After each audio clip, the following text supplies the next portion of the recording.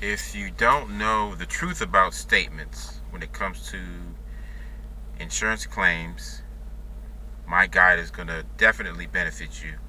Um, there's procedures that go along with the insurance claims process. From the insurance standpoint, they don't cover everything, and they don't give you the options that will benefit you.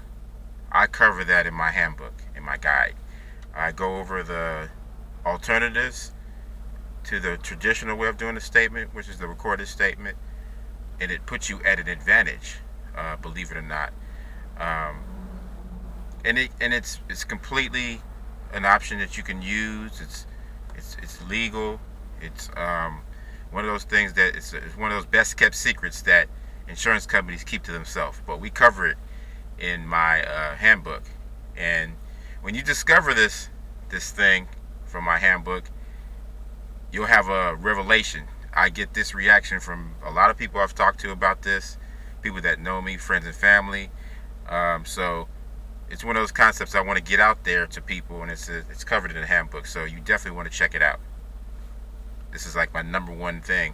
Well, it's my first thing that I get into, but it's definitely a benefit to you in the handbook. So check it out. That411.com.